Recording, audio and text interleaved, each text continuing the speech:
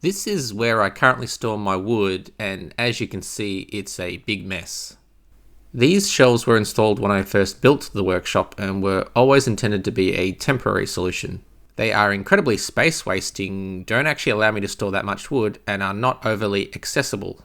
So to win back some much needed space and to make more efficient use of my workshop, I'll be going from this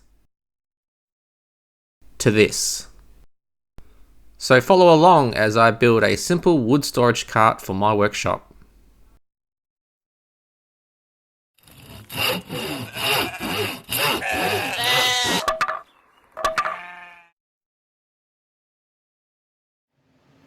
There are literally hundreds of great design ideas for timber cart layouts on the internet. I went through several design options and iterations before finally settling on a layout that I really liked from Canadian woodworker Marie from her channel DIY Montreal. So full credit to her for this awesome design, and I'll link to her video below. While I have replicated the layout, I did redesign the cart to fit my own needs, specifically around its size. The cart is made up of 4 sections. The first is for smaller offcut storage. The second section at the back is for panel offcuts.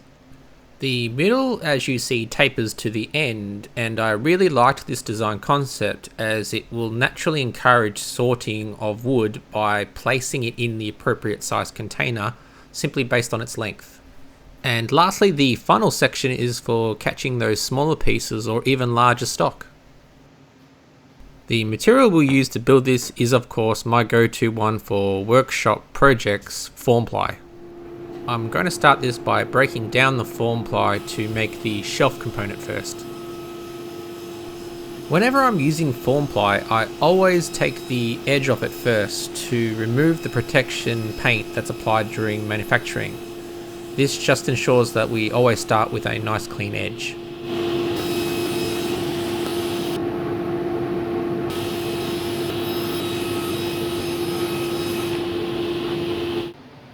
My table saw doesn't have enough capacity to be able to clean up the long edges, so I'm going to use the track saw to clean that up. So a tip here, especially when working with panel goods, is to not always assume that it's square. Here I have my piece of Formply. I've got my AccuCut lined up, checked here, so it's nice and square. Checked it on that side as well. But as you can see, as we go down the cut, I just want to take the edge off.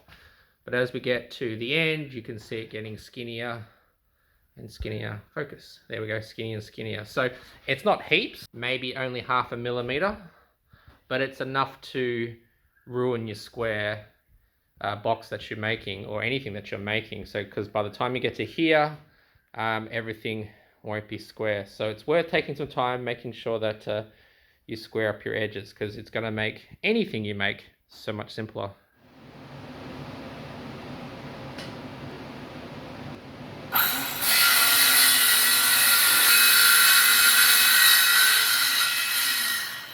With our panels now nice and square and cut to length, I'm going to focus on cutting the dados that will accept the shelf panels. Once again, I'm going to turn to the table saw and install a dado stack in it to cut these dados. Tip number 2 when it comes to Formply, and probably relevant to any panel good, don't always trust that the thickness is exactly the same. So this is 17 millimeter Formply, or supposed it's 70 millimeter Formply. Here's a offcut piece of a different panel, and if we line these two up against each other, as you can see, they're not the same thickness. So you do have to be careful with your Formply, depending on the panel that you get. Some of them are a little bit undersized, some of them are a little bit oversized. So especially when you're cutting dados, such as you're doing your dado test and you're cutting dados, make sure you're using test pieces that represent the thickness of the actual panels that you're using, because otherwise you might run into this problem where you cut your dados and you go to insert your panel piece, something like this, and you wonder what's happening. So just be mindful. Just because it says it's a specific thickness doesn't mean it always is.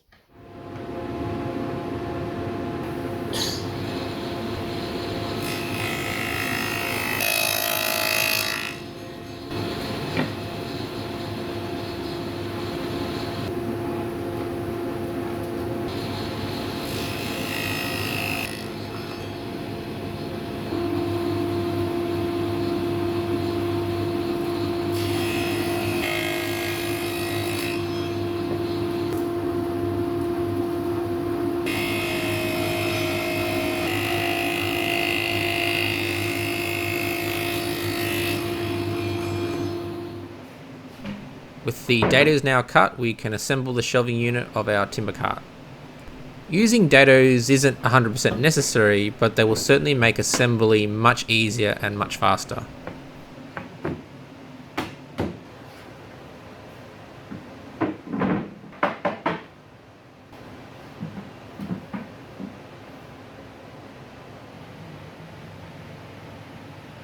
There is something quite satisfying about having perfectly fitting dados. For assembly, I'm not going to use any glue. Screws will be sufficient, and should the need arise to dismantle or even modify the cart, then there is nothing permanently fixed.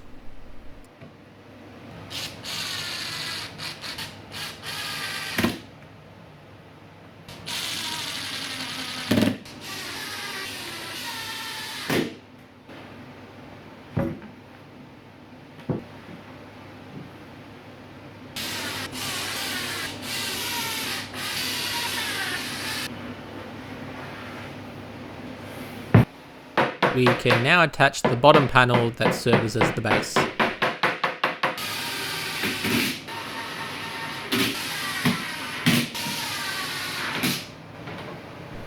With the shelf and base now assembled, we'll turn our attention to the middle section. The process for preparing the Formply here will be exactly the same as before. First, we'll square it up on the table saw and track saw.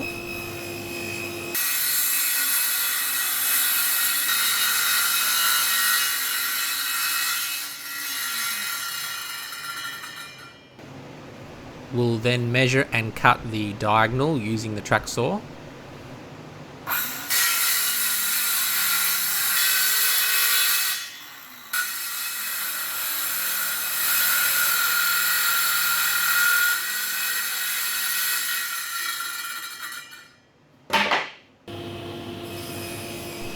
Then cutting the dividers on the table saw.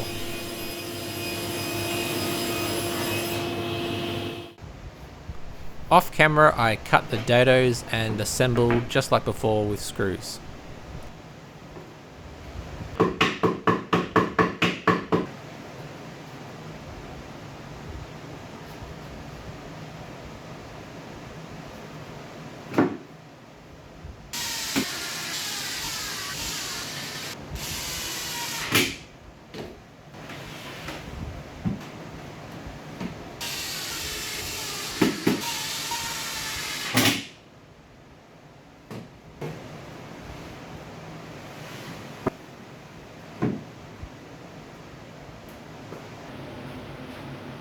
And lastly, we can add the front divider and back divider panels.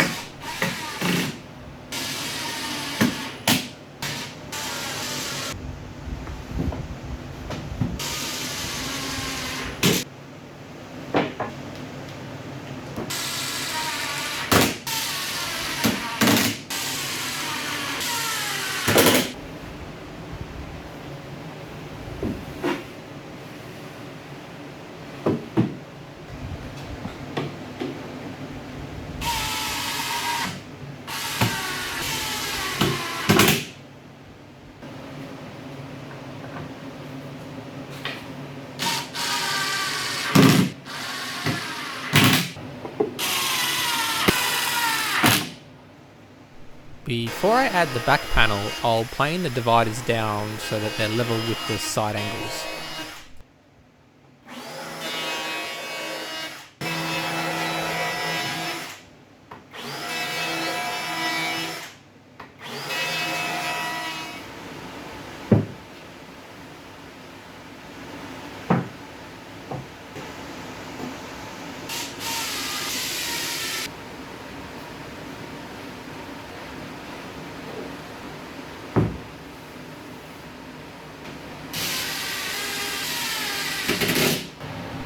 Just to be safe, I rounded the corner of the supporting back panel.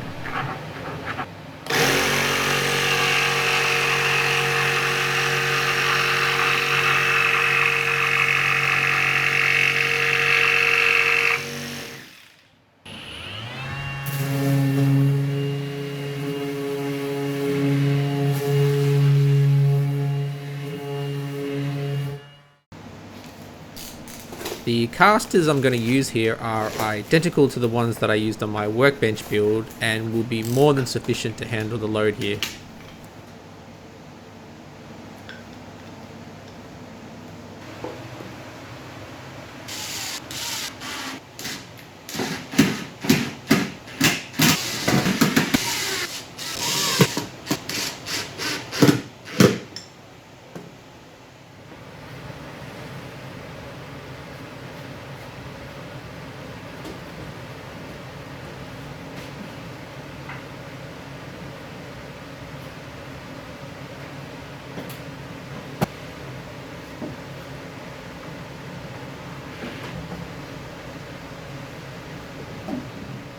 Okay, it's the next morning and I've just come into the shop. I've taken the cart off the bench, put it on the floor, and I'm really happy with the way it's turned out actually.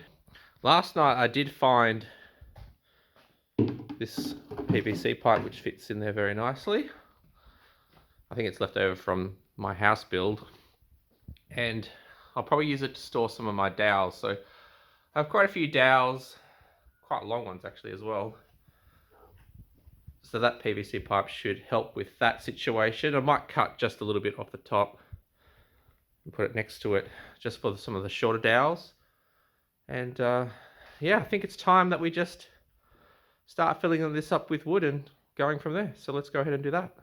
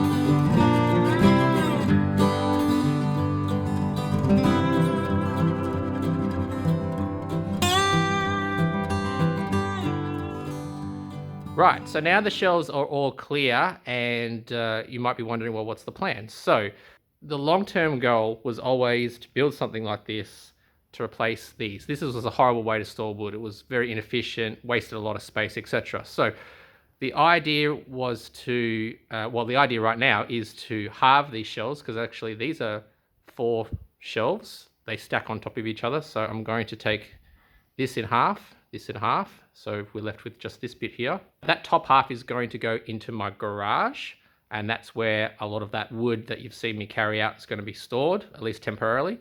I'm going to take out this shelf and probably attach them to these shelves, not sure yet, but I'll take out this middle shelf, so we're just left with this sort of box.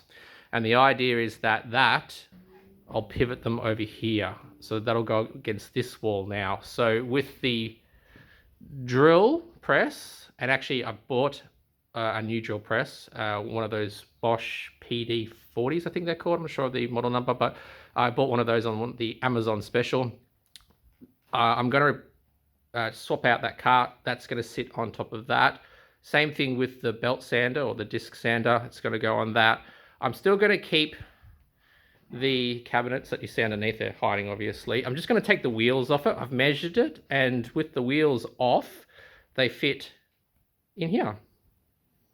So rather than building a cabinet, at least right now, I'm going to do that. So that'll save a lot of time, at least for the future. So then once that's all out of the way, this is going to roll into there, that space. I'm going to put some of the bigger sheet goods just up against the wall temporarily here. I may end up building a special cart just for sheet goods. So I think that's something that I'm probably going to have to do. But the idea is that I then free up the vertical space up here, and long term I want to have some racks or storage for my timber up there. So that's the long-term goal, and that's what we're working towards. So, out of breath. With that all in mind, I guess the next thing to do is to take this off.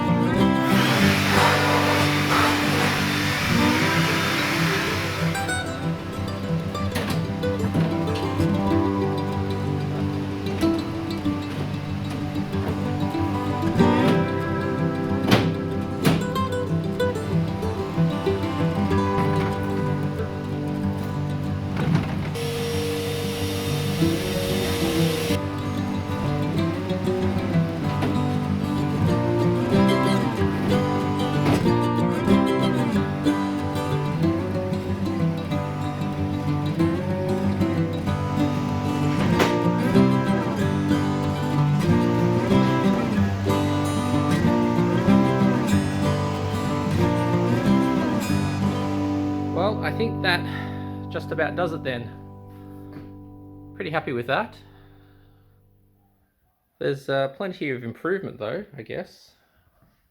Got an entire side panel here, maybe for future things to attach to, but for now I think we'll leave that as is. So holds a buttload of wood, obviously has a little bit of room for more in the future. I think I will make another smaller one, but specifically just for panel stuff, because I don't feel like it fits well in there. So maybe a smaller cart that will stand panels up. I think that's a good idea. But I'm really happy with the decision to do that, at least temporarily.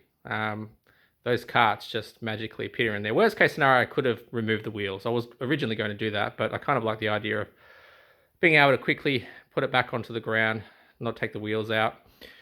Certainly in the future, that's going to become a workshop project, a big cabinety thing type situation. So still don't know 100% of what that will look like, but I guess that will be something fun to explore in the future. But in the meantime, thanks for watching, and see you on the next one.